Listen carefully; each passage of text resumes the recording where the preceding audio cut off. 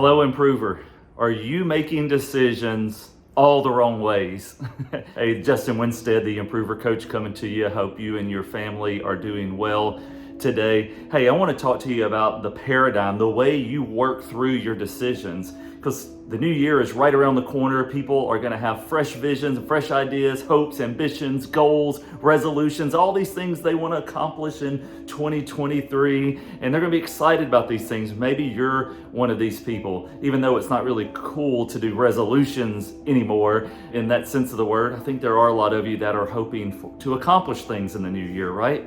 And the way that you go about making decisions is going to affect how much of this you're going to accomplish, whether we're just talking about next year or whether we're talking about your broad vision for life. And so I want to talk to you about the way most people make decisions, the way a lot of us go about our choices, and then we're going to talk to you about the better way, the way that an improver should make their decisions. So, first off, the way a lot of us go about making decisions, whether we realize it or not, we are subconsciously asking ourselves the question, how do I feel about this? Is this what I like? Is this what I want? Does this feel good? Out of all the questions that maybe we could say epitomize our culture right now, one of them is definitely what's comfortable for me? What's easy for me? What's exciting for me? And those things are not inherently bad in and of themselves. The challenge is whenever you make all your decisions through that lens, whenever you evaluate what you're going to do in the morning, what you're going to do in the afternoon, what you're going to do in the evening, how you're going to make your purchase, where you're going to spend your time, who are you going to hang out with, when all of that is made through the lens of how does it make me feel right now, we miss out on incredible opportunities. And so this gets us in trouble because our feelings can be deceptive. And a lot of times what we feel like we want in the moment doesn't always line up with what we know we want for the future.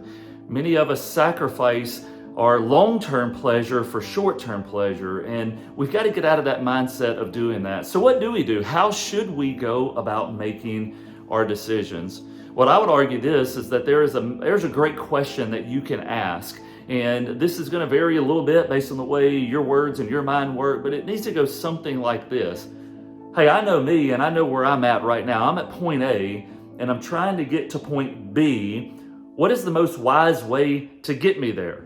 No one else out here is exactly in your situation right now. You have a unique personality, unique giftedness, you've got unique skills, you've got a unique calling and a purpose. I truly believe that every person watching this video, every person that's breathing has a God-given mission. You've got a purpose that you are called to do, and that is unique to you, and that's your ultimate destination, is living out that purpose.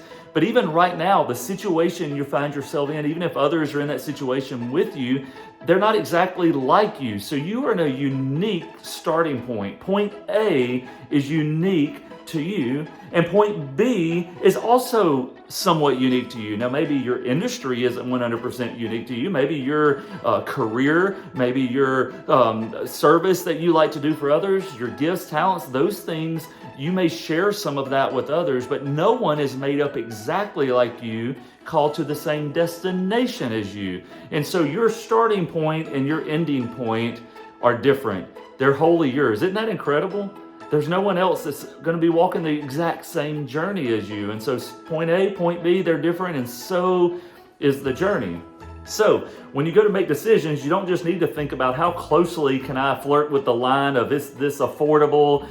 Is this technically against policy? Can I get by with this? Is this really okay? You don't need to ask questions that way. You need to ask questions like, hey, what's the best way for me to get from where I am to where I want to be? To get from point A to point B, what is the best route? What is the most wise way of getting there? What's going to be the most profitable way for me to go about doing this? Is this decision or this decision? Because sometimes we can't afford it. Sometimes it's not against the rules, but we still shouldn't do it.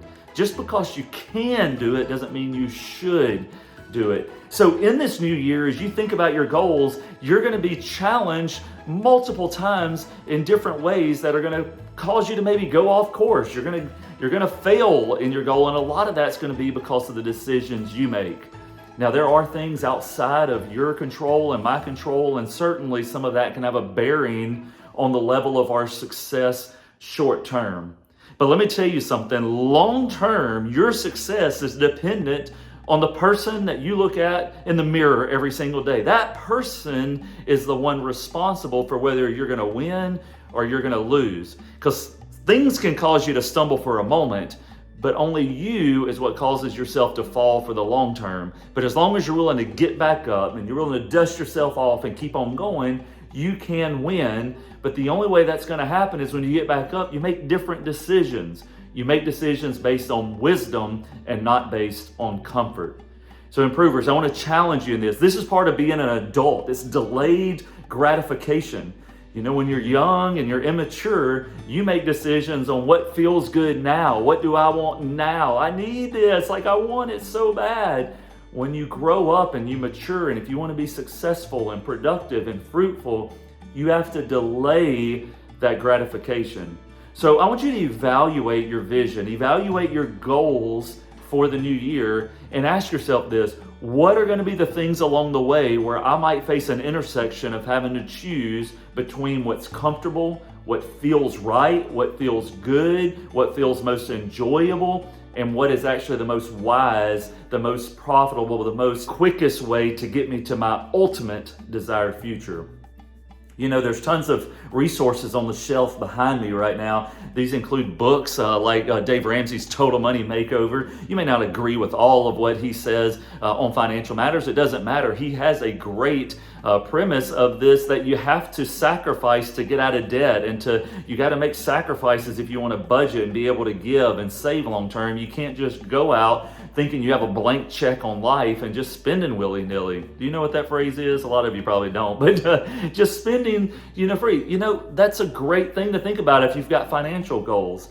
There's also full focus planners over my shoulder. I'm a full focus certified pro, and we use these planners as a way for us to think ahead, to be proactive, to look forward on what it is that really is most important and not just what is most urgent, because the urgent can get in the way of the important, as we all know. And so these planners allow us to chart our vision and to intentionally make the decisions that are going to get us towards our goals. But there's lots of resources like this around you, but anything good that you can accomplish in life is going to take you making tough decisions on what is in your comfort zone and what is in your growth zone. So you are going to have to sacrifice some of your comfort short term in order to enjoy growth and success long term. You're not going to be able to do this alone. You're going to have to fill your mind with good content. You're going to have to fill your heart and your surroundings with a good community. You're going to have to put things in your hand that equip you to help you accomplish these things. And if you're trying to go this alone, you're never going to make it. Just going to be honest, none of us can fulfill the mission to which we are called by ourselves. But all of us can do it with each other. We can all do it together. Here at the Improver Network, we are here to support you in your mission. One of the ways we're doing that is through a full focus boot camp that we have coming up starting in January. We'd love to invite you to be a part of that. Just go to our website or social and you'll see the information on that. But we're going to have weekly meetups virtually where we encourage and hold each other accountable to meet our goals. But aside from that particular program, these things need to be in your life all the time. And if you don't have that, I'd like to invite you. I'm happy to be your coach. We have people around you that'll be peer-to-peer encouragement. We're here for you. But I hope, regardless of any of this, that 2023 is your best year yet. And I hope that you will make decisions based on what is right, based on what is good for your growth and success, and not just based on what feels good and feels right in the moment. You guys take care, and we'll see you on the next video.